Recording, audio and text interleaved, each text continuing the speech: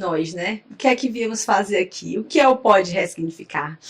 Pode Ressignificar, ele nasceu de um processo muito lindo, que foi um seminário de prevenção ao suicídio que nós fizemos, e a Cris, ela foi a palestrante, que nos emocionou bastante. E aí, desde em diante, né, estamos com uma grande amizade, temos essa grande amizade, acho que é a amizade de almas, né, porque não tem como. E aí a gente decidiu fazer isso para poder trabalhar todo o ressignificar. Porque todos nós, em algum momento da nossa vida, a gente precisou fazer isso. A gente precisou nos reinventar, nos fortalecer em algum momento, nos trazer, nos transmutar da raiva, né?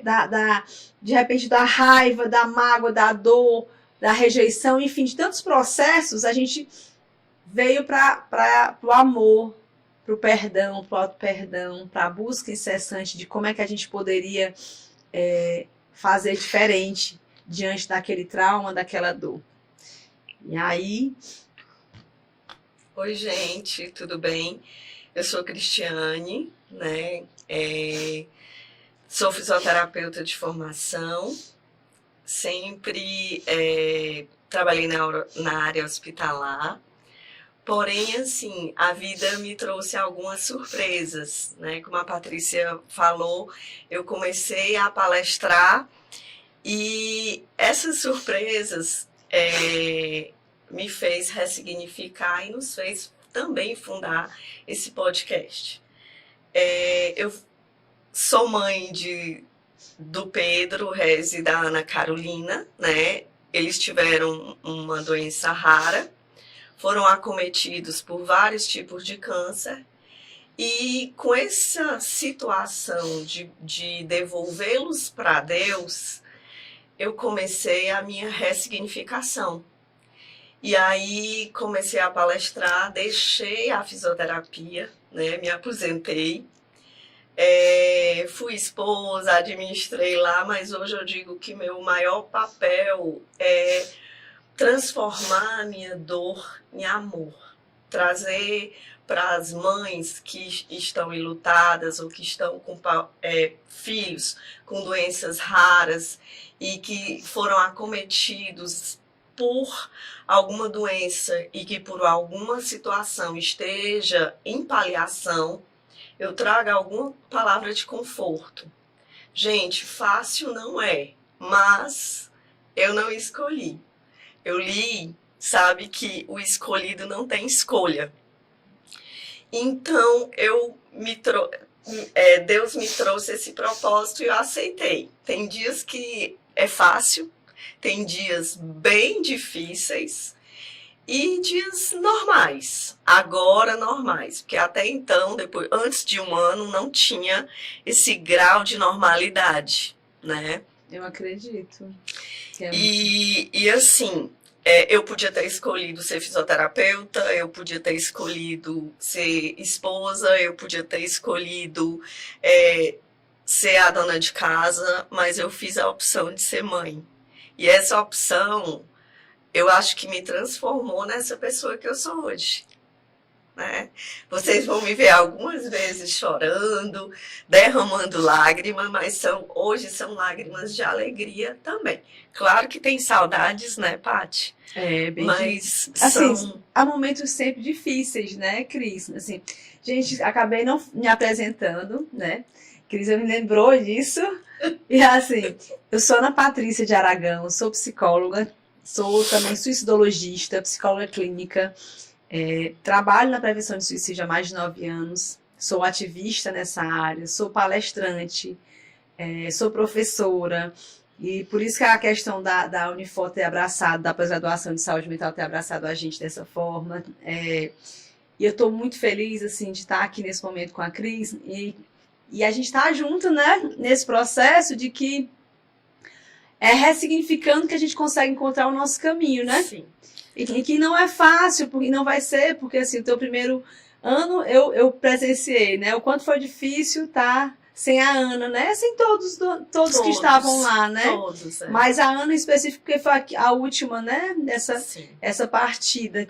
Mas a gente está aqui exatamente para isso, para poder trabalhar as nossas dores, como também trabalhar as dores de quem está aí, e quem possa nos escutar, e quem possa nos fazer se compreender através das nossas palavras, né? E que a gente consiga, de uma forma muito, muito cativante, a gente espera, né? Poder trazer esse momento. Por isso que a gente resolveu fazer esse primeiro episódio de uma forma bem humana, ser nós duas, estarmos aqui juntas nesse momento e poder fazer vocês sentirem que a gente está aqui para ter essa conversa, para ter esse momento, né?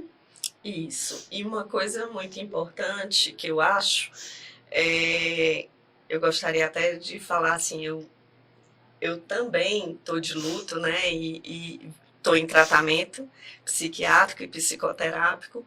Então, a doutora Milena disse assim, gente, falou indiretamente para você também, Paty, disse assim, Cris, você não tem a noção do impacto que esse programa pode causar a determinadas pessoas, a determinadas famílias que são normais como nós somos, né? E que passamos por problemas.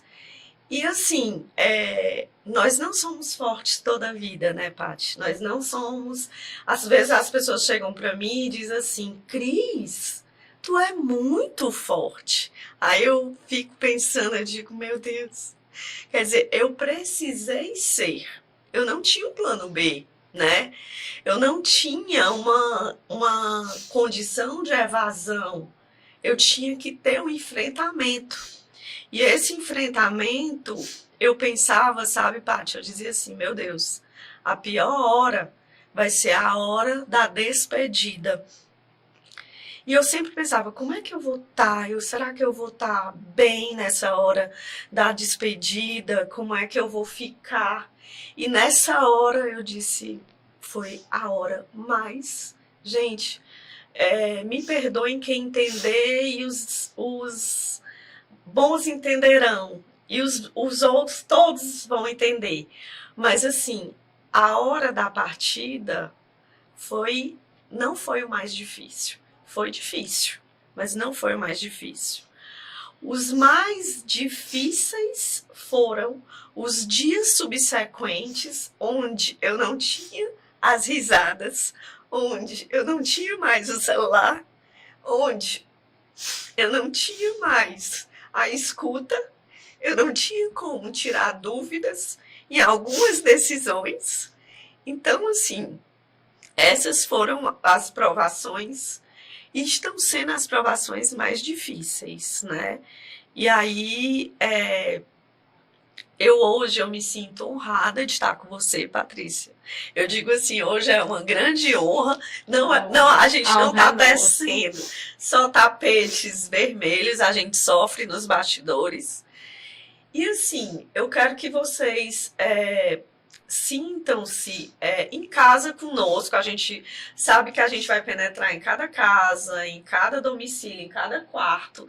E eu quero que vocês se sintam à vontade, compartilhem também, porque a gente vai ter as interações com vocês e que vocês possam trazer para a gente algo salutar que a gente possa fazer a diferença, né? É verdade. É interessante, Cris. As pessoas acham que o psicólogo não tem problema, né? E quando eu disse que vinha para cá para falar sobre o ressignificar e que eu iria colocar também as minhas dores, porque sempre me vem como essa mulher forte, né? Essa psicóloga, sociologista que trabalha na prevenção de suicídio, né? Que cuida dessas pessoas e que vai à frente, né? Sempre tomando a frente de tudo e todos. E não imagina que eu passei 15 anos em luto absoluto. Né? Assim, eu tive que ressignificar muitos processos da minha vida, sabe? Assim, me emociona até falar. Minha mãe, que inclusive está na vinheta, quando ela partiu, foram 15 anos de luto, que eu achava que não estava, porque eu estava o tempo todo achando que tinha que ser forte. E hoje eu estou aqui, e eu me emociono porque eu estou aqui por ela. Foi tão interessante quando a gente estava iniciando, né? Que eu me engasguei. Foi na hora que a foto dela passou. Uhum. E eu disse, meu Deus, eu não vou conseguir falar. Né? Então, eu me engasguei. Mas por quê? Porque foram 15 anos em que eu me senti muito sozinha. pois não tinha ninguém que podia trabalhar isso comigo, né? Foi na terapia que eu fui trabalhar tudo isso, né? Antes disso não tinha eu não tinha um suporte emocional para me trabalhar. E as pessoas dizem assim, mas você é psicóloga, né? Como é que você não dá conta disso? Eu digo, olha, quantas vezes eu coloquei, né, minha dor no bolso para poder cuidar da dor do outro, né? Eu sempre falava assim. E ao longo da minha vida, Cris, eu tive situações que foram bem significativas e que eu tive que ressignificar bastante, sabe? Eu tive que ressignificar a adoção, porque eu sou filha adotiva. E a adoção, ela foi colocada como uma forma ela é colocada como forma pejorativa, muitas vezes, inclusive até por pessoas da minha família eram colocadas de forma pejorativa, né? Como se o sangue fosse mais importante, não o amor. E tive que ressignificar diante disso depois, além da adoção, a questão da morte de minha mãe, né? Que era a pessoa que eu sentia completamente amada e completa com ela, né? E aí eu nunca imaginei que eu estaria 15 anos de luto.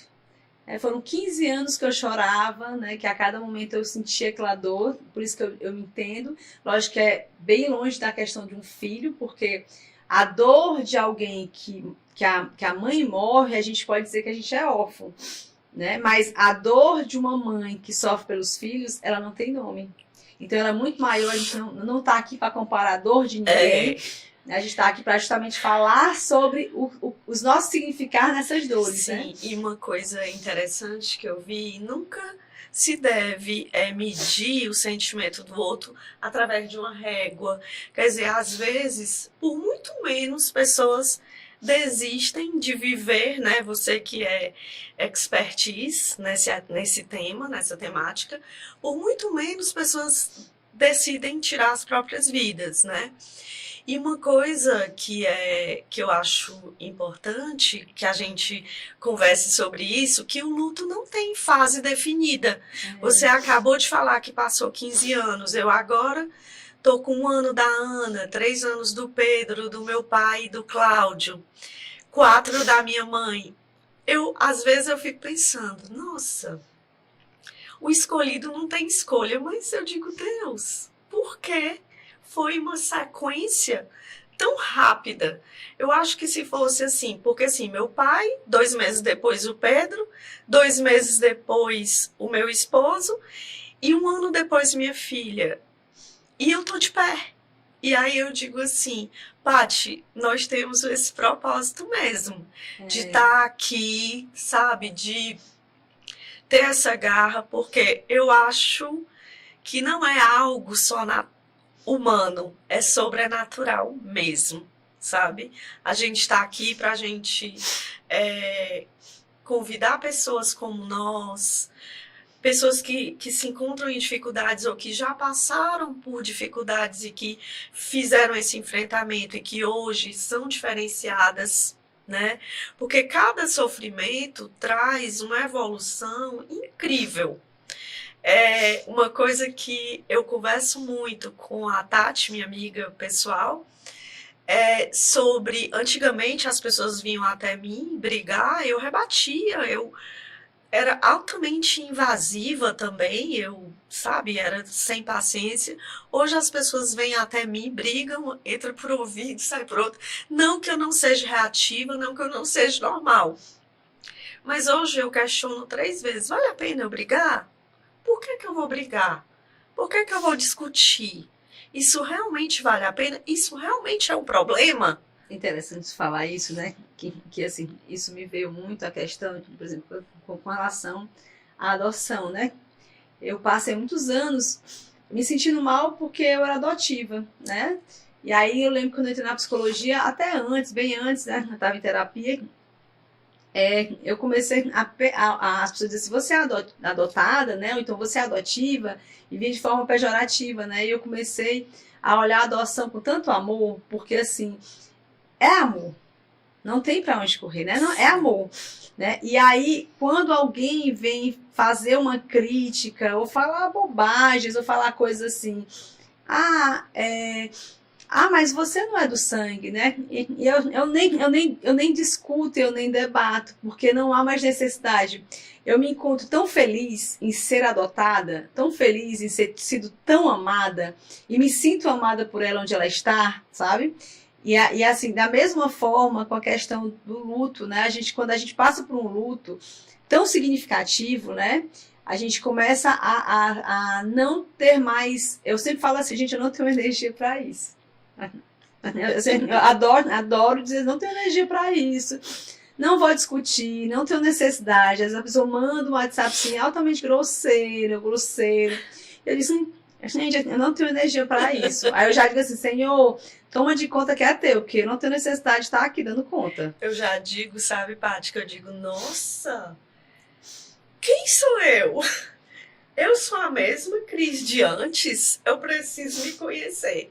Aí alguns livros me trouxeram a questão, né, de que cada pessoa que morre carrega um pouco de você. Então eu percebi isso. Minha mãe faleceu, levou um pouco de mim, meu pai, né, os meus filhos, o Cláudio, então.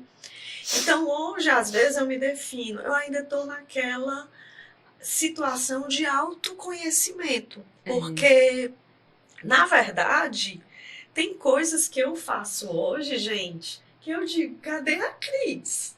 Essa não é mais a Cris look de antes. E eu vejo assim, que hoje eu vou aconselhar alguma amiga, alguma coisa, eu digo, gente, tudo tem saída. Tudo tem solução. Até se a gente vê por um prisma óptico, a morte, ela é a solução que Deus propôs para nós, né? Então, assim, tudo é saída, mas eu acho que para que a gente possa ter esse enfrentamento, a gente tem muito chão ainda, tem muita galgada, tem muito caminho, tem muitos percalços a serem percorridos, né? E, mais uma vez, eu falo a frase da Ana, fácil? Não vai ser e não será, né? Não vai ser e não vai, não será. Então, gente, a gente falou para vocês assim o motivo da criação desse programa. Patrícia já se apresentou, eu também, né? A gente tem como objetivo, né, Paty, trazer pessoas que tiveram problemas de ressignificação ou estão no processo de ressignificar. Buscando histórias, né? A gente está atrás de histórias de pessoas que possam trazer a sua história de vida, o seu exemplo, a sua forma de... Né? E a gente também está tentando buscar, a gente está buscando pessoas que ressignificaram, que estão ressignificando, que estão num processo ainda de adoecimento, mas que estão também nesse processo de autocompaixão, auto-perdão, né? Uhum. Que possam, assim, tocar cada um de vocês e a gente fazer com que todo mundo entenda que nós não estamos sozinhos. Ninguém está sozinho com a sua dor. A dor é individual. E é uma coisa que eu sempre falo, eu digo, gente, olha, vamos parar com comparativo de desgraça. Eu não posso comparar a minha dor com a da Cris, nem a dela comigo, nem a nenhum de vocês aqui conosco. Mas o que eu posso dizer é que a gente não precisa comparar nada, porque isso é comparativo de desgraça. Qual a desgraça maior, né? Eu sempre falo isso nas palestras. E aí a gente não vai fazer isso porque isso aí só adoece. A gente vai falar exatamente sobre como a gente pode ajudar um ao outro. Como a gente pode fazer diferente, né? E o objetivo é juntar, é unir histórias de pessoas que também ajudam outras pessoas que colaboram, né, com a sua história, né, e pessoas reais, né, não existe aqui, tanto que vai ser pessoas anônimas, que a gente nunca ouviu falar, pessoas Sim. super conhecidas, mas que o que importa é unir, né, não na dor, mas unir o nosso crescimento através da dor. Essa é a diferença. Sim. E aí, gente, eu volto assim a conversar sobre o ressignificar, né? Vocês podem falar, nossa, mas como vocês estão aí? Ou como vocês conseguem estar aí? Às vezes tem pessoas que chegam e dizem, pô, por muito menos. Gente, antigamente eu era uma pessoa muito reservada. Não gostava de internet, redes sociais, então eu mal postava e tudo. Hoje Tô com 92 mil seguidores, nada de pago, não paguei tráfego, né, como chamam. São pessoas que vêm até mim, que interagem, são pessoas que me dão muita força. Eu queria até agradecer a essas pessoas e histórias impressionantes, sabe? Impactantes. Coisas assim que eu jamais imaginei passar. Eu vou dar um exemplo para vocês. Nunca a gente vai expor alguém, mas um exemplo anônimo. Chegou uma mãezinha um dia e disse: Cris, eu queria muito saber a receita da sua fortaleza. Eu estou com um filho de 11 meses, que há 6 meses eu levei para a UPA, moro no interior do Ceará. Meu filho foi picado por um escorpião e durante a ida ao hospital, ele teve 2 paradas e no hospital ele parou 4. Foram 6 paradas. Hoje, meu filho está em estado vegetativo.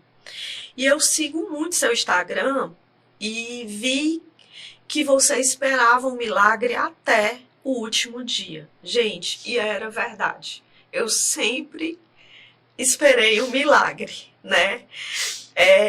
E como eu vou dizer para essa mãe não esperar o milagre? Milagres existem. Eu passei 28 anos dentro de uma UTI trabalhando e vi vários milagres acontecerem. E posso dizer que o apóstolo Paulo dizia que viver para ele é Cristo e morrer para ele era lucro ou milagre, que ele iria estar face a face com Cristo. Então eu digo, por que não posso admitir que o óbito do Pedro e da Ana foi um milagre? Para Deus foi um milagre. Para mim, a nível inicial, não era milagre, né? E hoje eu percebo como eu poderia ser tão egoísta de querer eles sofrendo numa cama. Eles já estavam sem movimento, sem autonomia. Como eu poderia ter tanto egoísmo, querendo ele acamado e uma sobrevida, com escaras, com atrofias musculares. Então, hoje, eu quero levantar a bandeira junto com a Patrícia para essas mães enlutadas, para essas pessoas que têm dificuldade na ressignificação. Eu quero ajudar com alguma palavra. Eu sei que às vezes a palavra não vai amenizar o sofrimento, né? Às vezes não tem frases feitas, como muitas vezes eu levo nas palestras, mas um simples olhar, um simples abraço, um simples gesto de dizer: olha, eu tô aqui, fulana, mãezinha, eu tô aqui, eu posso te escutar. Você pode vir até mim para falar. Então, assim, são essas coisas que eu acho que esse programa vai fazer a diferença, né? É dizer para você que eu te entendo, né? Isso. Eu te entendo. Isso. Eu não estou sentindo o que você está sentindo, mas eu te entendo. Eu te entendo e eu posso te escutar, sim. Né? É verdade. A gente tem tanta coisa que a gente pode trabalhar dentro da gente como um amparo e acolhimento ao outro, né? Eu vivo isso todos os dias, né? Quando eu amparo famílias, pessoas que morreram por suicídio, quando eu amparo uma pessoa que está tentando o suicídio, né? E vejo esse ressignificar todos os dias no meu consultório, eu fico muito feliz. Quando eu digo assim, uma vez me perguntaram numa entrevista qual era a maior alegria que eu tenho, né? Eu disse: gente, a minha maior alegria é saber que aquela pessoa conseguiu ressignificar aquele adoecimento psíquico e ela saiu da tentativa de suicídio e ela começou a entender que a vida tem seus altos e baixos, que a vida ela não é tão fácil como a gente acha. A gente não pode chegar e dizer assim: a vida é fácil. Não é fácil, né? Não é fácil de jeito nenhum. Mas ela é linda, ela é aprendizado, ela é movimento, né? Ela é vai e vem, ela é altos e baixos, mas ela vale a pena ser vivida. Ela vale a pena olhar para tudo aquilo ali, né? E eu digo isso assim, com o cara muito tranquilo em torno disso, assim. E aí eu vou trazer mais um ponto em que eu ressignifiquei. Tô só trazendo os meus ressignificados. Teve E me fazendo chorar, né? Teve um paciente que disse assim, porque eu nunca falo, né, as minhas coisas, né? Ela vem me tratar, gente. Aí agora ela tá falando, eu tô chorando. Aí teve uma pessoa que disse assim pra mim, olha, eu vou assistir pra saber quais são essas coisas que tu tem, né? Eu tenho muitas, né? Tenho muitas. Mas assim, todas, graças a Deus, ressignificadas. E uma outra foi, eu passei 5 anos com uma doença muito grave e eu não sabia o que eu tinha. Eu fiquei o nível da doença, no nível de dor, era 9 e 10, né? Eu passei 5 anos nesse nível de dor, 9 e 10. Então, 5 anos, assim, ininterruptos. Eram dores da hora que eu acordava, a hora que eu dormia. E quando eu estava dormindo também eu sentia dor. E eu ia tratar meus pacientes, todos, né? E eu dava palestra, e dava cursos, enfim, fazia tudo. E aí, um belo dia, eu consegui encontrar quem cuidasse disso e retirasse essa dor. Depois de 5 anos, né, eu já estava muito cansada, muito deprimida, de certa forma. Não deprimida de depressão, mas triste, né? Porque não encontrava solução e não sabia o que era. E aí, nesse processo, eu encontrei um médico que foi um dos que fizeram essa cirurgia, porque foram 5 cirurgiões. Acho que eu cheguei a te falar já isso, não foi? Das 5 cirurgiões que eu tive que fazer, foi uma cirurgia de grande porte. E aí, nesse período, foi onde eu entendi que eu sou forte, né? Mas sou forte em termos de, assim, não é ser forte ao ponto de não ser frágil, mas que eu consigo, que eu posso e consigo ressignificar como todos nós podemos e conseguimos ressignificar. Foi quando o médico pegou e disse assim para mim, quando ele identificou a dor, identificou o problema, né? E disse que teria que fazer uma simulação de 1 mês para poder fazer minha cirurgia. E nesse processo ele disse assim, você fica em casa, né? Você não trabalha, você é uma pessoa reclusa, né? Porque com uma dor desse tamanho você tem que ficar em casa. Eu tinha assim, me siga 1 semana. Aí, e quem me conhece, né? A Cris está vendo isso, eu sou uma pessoa que eu não paro. Eu não paro. Verdade. Eu tô o tempo todo. Eu digo que ela tem hiperatividade. Eu estou o tempo todo criando alguma coisa, fazendo um movimento, que a vida para mim ela é isso, né? Eu trabalho muito. E trabalho lá, e trabalho no dia a dia do trabalho mesmo, e trabalho no centro espírita, enfim, crio várias coisas, né? Como o podcast, eu fiquei no pé da Cris pra gente criar. Cris, pelo amor de Deus, entre uma consulta e outra, Cris, pelo amor de Deus, meu Deus. Ela vai ganhar por insistência. Ela me tirou da minha ostra por insistência. Aí eu digo, tá, eu vou. Aí quando foi ontem, antes da gente vir gravar, eu digo, Senhor, o que eu fiz? Mas eu tô aqui, né? Tô aqui. E hoje, assim, e hoje eu percebo, e eu acho que a gente vai ter frutos do hoje, do amanhã. Com certeza. Né? A gente vai perceber que realmente vai valer a pena. A gente está tá valendo, aqui, tá valendo, né? Está valendo muito a pena. E assim, aí nesse processo, o médico falou isso pra mim, né? Ele disse assim, você fica em casa, né? Eu disse, não, eu trabalho, eu sou psicóloga. Eu sou psicóloga de uma instituição, na época era psicóloga de uma instituição, psicóloga clínica também, e palestrante, e professora. E olhando para minha cara e disse, como assim? Eu disse, olha, estou no mês de setembro. Ele, você vai operar em setembro? Eu digo, não, doutor, não operarei em setembro, porque setembro é o setembro amarelo de prevenção ao suicídio. Então eu terei 23 palestras para dar. Ele, com essa dor, eu digo, olha, eu tenho uma frase desde que eu comecei a ter essa dor. Eu sempre falo para meu esposo, estou indo cuidar da dor do outro e vou guardar a minha dentro do bolso. E assim eu fiz durante 5 anos guardando essa dor, né? Que eram dores absurdas físicas, né? E que mexem com o nosso emocional. E aí assim, e quando eu me lembro que no dia que eu acordei, né? Que o médico disse assim, não sei se você vai conseguir resistir a essa cirurgia. Eu disse, eu vou, porque eu tenho muitos trabalhos, eu preciso criar o Pode Ressignificar, né?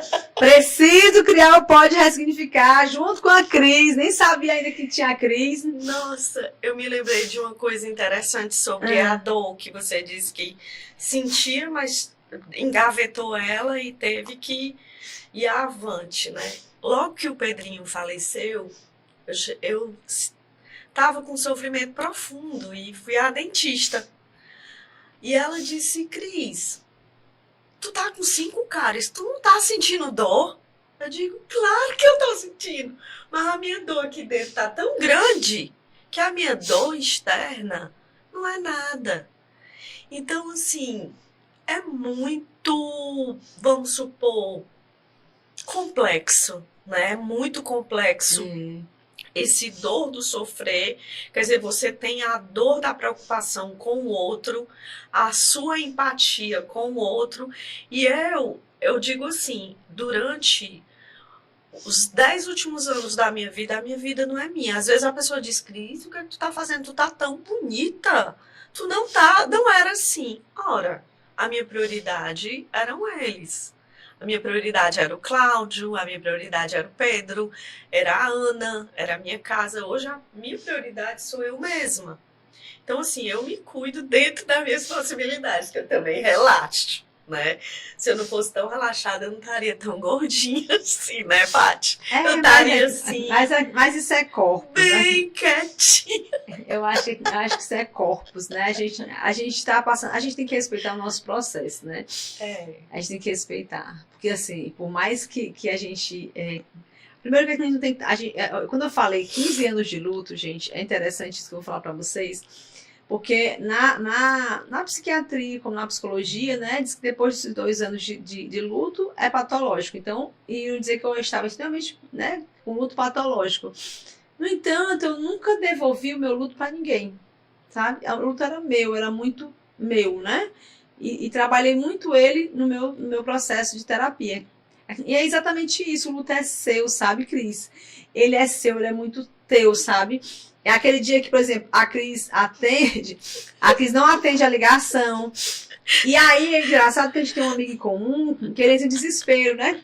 E aí ele fala assim, mas ela não tá atendendo, né? O que eu faço? Não faz nada. Reza e agradece que ela tá no cantinho dela tentando viver esse momento que ela tá querendo ficar só. Às vezes... Porque quem passa por luto entende isso, né? Às vezes, assim, a gente tá tão absorta na dor que a gente não quer transferir essa dor para o outro. A gente quer guardar e ficar assim, eu vou ficar quietinha para que esse dia passe, ele comece, continue e termine, que o amanhã seja o melhor. E às vezes você diz, não, mas quietinho eu vou unir forças. Mas isso não significa que eu vou desistir de mim, não, viu, Paty? Não, de às vezes, gente, disso, às vezes eles mandam câmbio urgente com letras garrafais para que eu responda em alguns segundos. Assim, para saber se eu tô bem. Eu digo que eu tô engraçada, mas assim, eu sou muito rica em amigos. Eu tenho pouquíssimos amigos. A gente tem até um aqui no bastidor, né? Tem uma no bastidor que é, ó... tu me fez me apaixonar por ela. Aqui. Ela é perfeita, tá aqui sempre, é minha best friend. E assim, hoje, depois de todas essas coisas que nos fizeram ressignificar, a gente pode ser amigo, a gente tem essa seletividade, né, Paty? Muitos no meio da trajetória a gente viu que eram colegas, e hoje quando a gente tem amigos, são aqueles amigos realmente que vêm pro tranco com a gente, vêm pro tronco, né, vêm pro trampo, e que diz, eu tô aqui, pode chorar, o ombro tá aqui, ou então quer ficar quietinha, fique, eu respeito, né, então assim, são esses amigos que eu quero próximo de mim, e você é uma delas também. Deixa eu te falar uma coisa interessante. Eu trabalho na vertente biopsicossocial e espiritual, né? Que é o quê? Quando a gente passa por um processo de trauma, né? Pode ser a questão do comportamento suicida, pode ser a questão de um luto muito forte como o seu, como que eu também, né, vivenciei demais. Mas assim, quando a gente está nesse processo, a gente trabalha, é interessante como a gente tem um novo olhar para o nosso corpo. O nosso corpo ele já não é mais um corpo social, onde as pessoas impõem o que elas querem, né? Mas a gente entende que é um corpo muito próprio, né? E a gente quer ele saudável, então a gente vai buscar estar saudável, mas não do jeito que o outro quer, mas do jeito que a gente precisa ser, né? Aí a gente começa a compreender que o psicológico, né? O nosso psicológico ele se abrange, ele se abre, como você falou assim, eu não sei mais a Cris que eu sou, né? E está se descobrindo mesmo, né? E eu lembro que no meu processo de luto, né? Com o meu processo com a adoção, com essa minha finalidade com a adoção, e eu me lembro que foi aos 25 anos que eu disse assim, tchau, sabe? Tipo, pim, para não dizer no palavrão, tipo, tchau, essa história de achar que adoção é uma coisa ruim, a adoção é maravilhoso. Inclusive, eu estou buscando a minha filha para adoção, como você sabe. E assim, a gente trabalha o nosso psicológico para não permitir que o outro venha e se coloque na nossa frente, né, as opiniões dos outros como algo preponderante, como algo forte. Mas as nossas opiniões serão fortes e a gente vai estar aberto àquelas que foram realmente verdadeiras para conosco, como os bons amigos. E a gente começa a fazer a seletividade do social. Quem são as pessoas que estão do nosso lado? Quem são aquelas que estão conosco? Quem são aquelas que vão estar conosco, né? E aí a gente começa a se engajar para o espiritual, onde a gente vai buscar a nossa espiritualidade, qual a melhor forma, e que não há uma religião. Não precisa ter uma religião, né? Precisa ter uma espiritualidade. Né? E eu conto para vocês, porque assim, eu sou espírita há mais de 20 anos. Eu acabei de ganhar esse Padre Pio, porque eu tenho uma história com o Padre Pio que eu contei para a Cris, né? E ela pôde sentir essa história, que a gente não precisa nem contar, não, são coisas nossas. Mas aí ela pegou e trouxe o Padre Pio, não só de quem, mas ela trouxe, assim, não só o Padre Pio, mas de quem era esse Padre Pio. Conta pra mim aí de quem era esse Padre Pio, por favor. Gente, esse Padre... E eu tô assim, honrada. Pedro sempre foi um católico muito fervoroso, fazia acampos, né, no Shalom.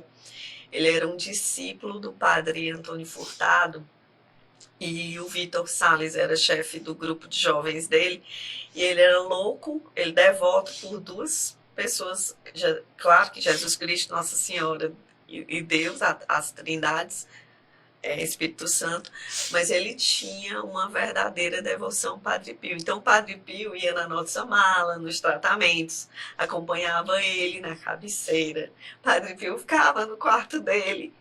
E aí quando eu soube que a Paty tinha essa ligação com o Padre Pio, eu digo, hoje, no dia do programa, eu vou trazer o Padre Pio, não o meu, mas do Pedrinho para ela, que significa Estou muito honrada, meu Deus. E eu sei que onde o Pedro estiver, eu tenho certeza que ele está aqui nesse momento. Eu estou muito grata a esse momento tão lindo, né? Assim, e vou cuidar infinitamente, porque assim, eu tenho um amor por Padre Pio de uma forma assim, muito querida. E é interessante que ele chegou na minha vida, vou bem rápido, assim, eu nem sabia direito que era o Padre Pio, né? E aí, quando ele tomou de conta, a coisa já foi avassaladora, né? Esse amor. Mas assim, eu fico muito honrada, imagina, porque eu tenho assim, um pedacinho do Pedrinho aqui, tá, né? E que só fortalece a nossa amizade, a nossa irmandade, né? Porque eu acho que quando a gente se encontrou, foi um negócio assim muito interessante. Alma, assim. E ela estava numa dor imensa, eu mando uma mensagem pedindo para poder palestrar. Né? E eu nem sabia que ela estava no meio dessa dor tão grande. Eu achava que tinha passado um tempo já da Ana, não tinha noção de que a Ana tinha partido há pouco tempo, né? E fazia, no dia que eu fui falar, era dia 19, estava fazendo dia versário de óbito, né? E eu tava muito emocionada mesmo. Aí ela do meu ladinho ali no púlpito, você vai conseguir.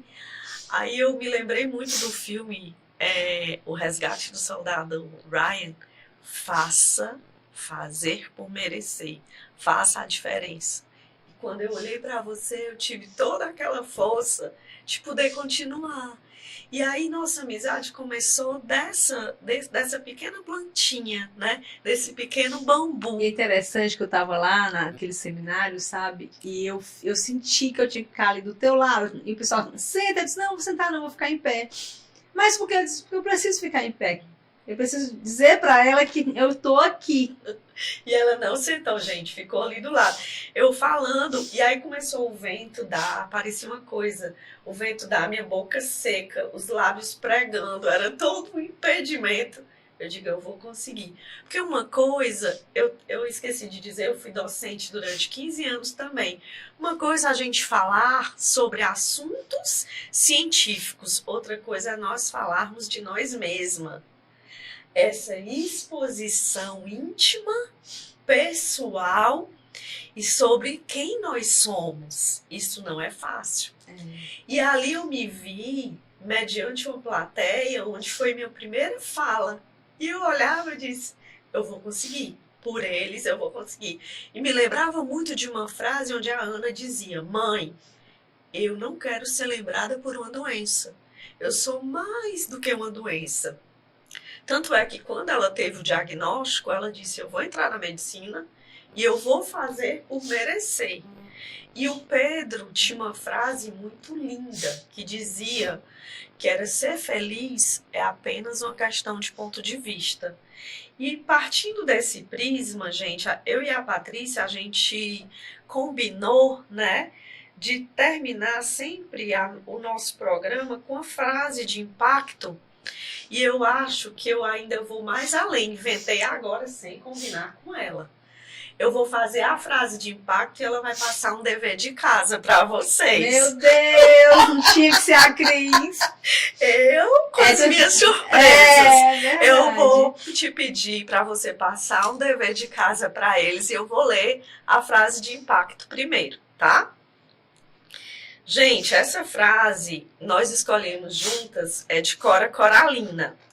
Mesmo quando tudo parece desabar, cabe a mim decidir entre rir ou chorar, ir ou ficar, desistir ou lutar, porque descobri no caminho incerto da vida que o mais importante é decidir. Gente, é tão linda, né, essa frase. Lindíssima. Ela te convida a decidir, a tomar um... E é interessante porque hoje eu estava no meu evangelho pela manhã e aí disse assim, hoje era um momento de decisão. A frase foi assim, momento de decisão, né? Interessante. Tu sempre me surpreende, né? E aí foi tão interessante que eu disse, gente, é isso, né? É um momento de decisão de todos nós, né? Hoje eu tive uma decisão de que eu tinha que me expor, né? Normalmente não me... Nós. Nós, né? Mas é porque as pessoas já te conhecem tanto, né? Assim, essa questão da Ana. Sim, verdade. E comigo você vê que eu nunca mostro, né? É verdade. E aí, eu confesso que para mim foi bem difícil estar pensando sobre o que eu ia me expor, né? É interessante isso. E aí eu disse assim, tanto eu conversando com o meu esposo, assim, onde é que eu vou me expor aqui? É nisso? Diz, é isso aí mesmo, tem que falar, né? Que você passou por tudo isso, né?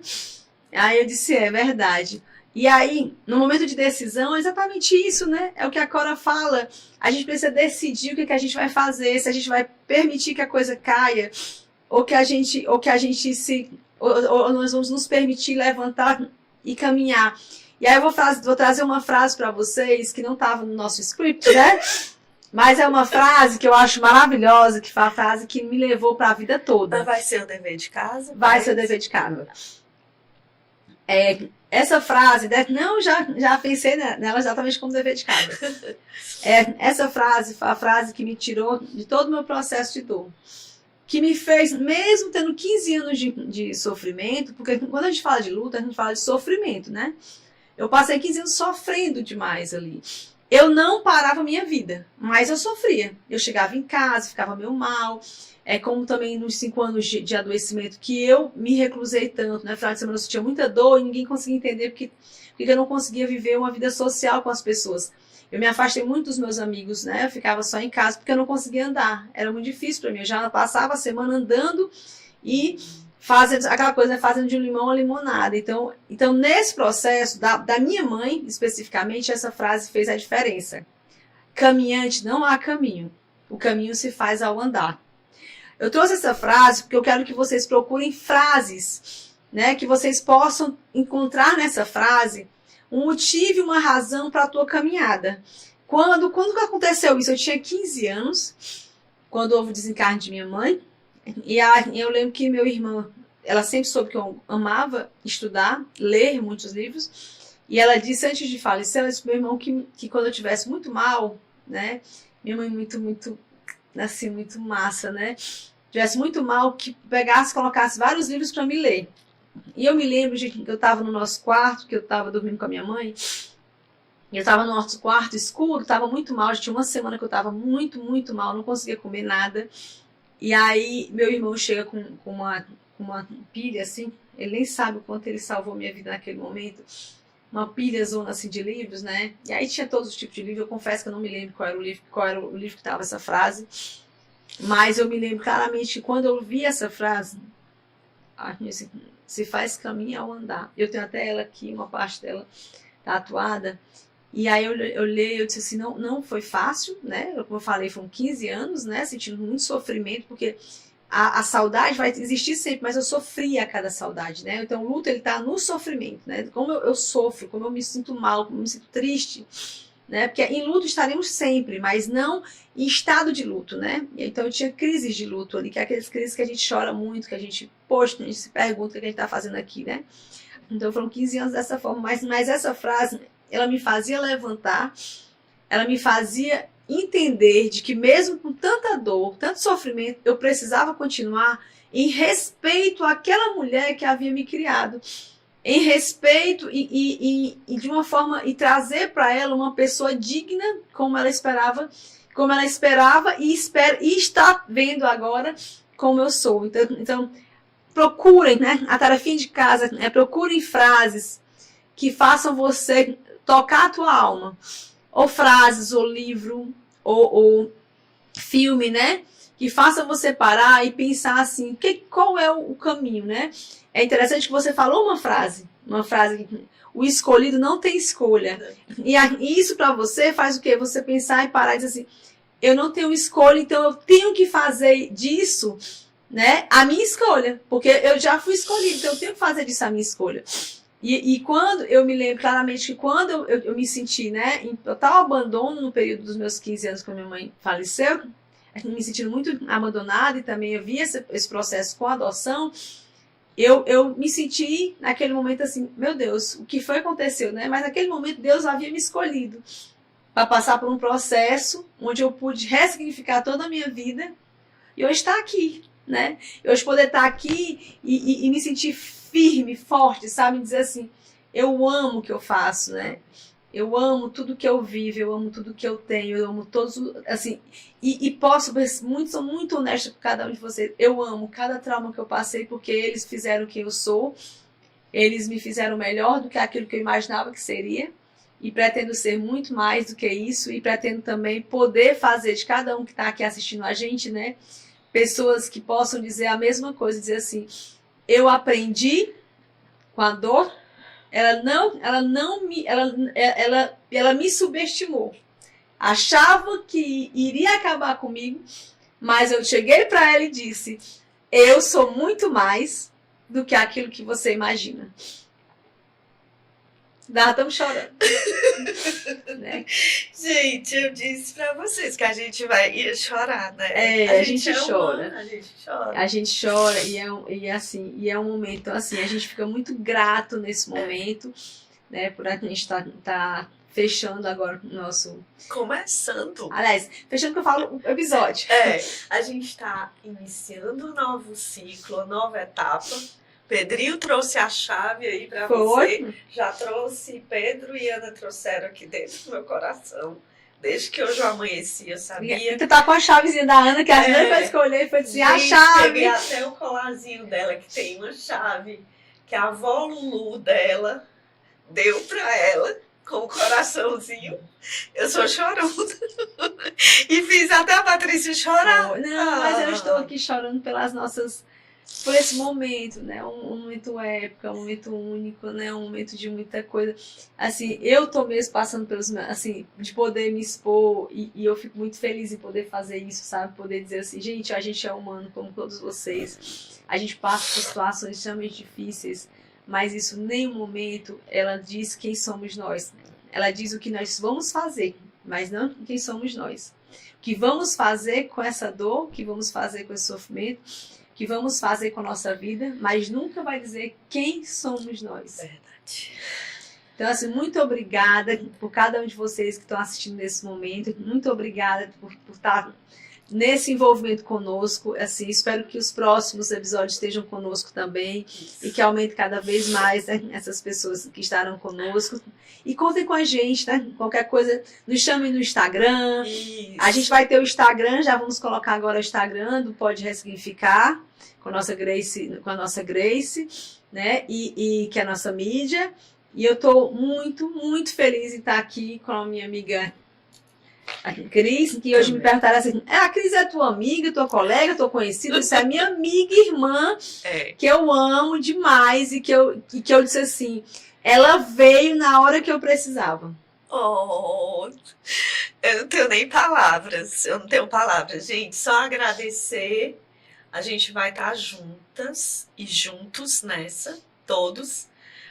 Pedro e Ana, vocês aí no céu, aí, Cláudio, meu pai, minha mãe, sua mãe, estão conosco. E assim, Senhor, abençoa-nos.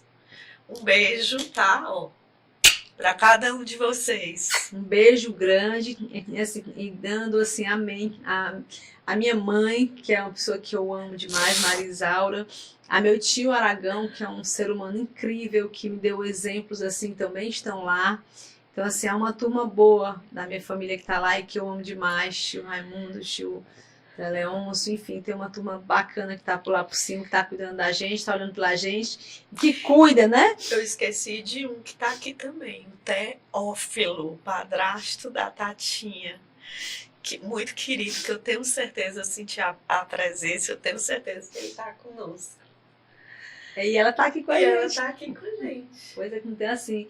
Então que sejam todos muito bem-vindos a esse momento e que sim, pode ressignificar.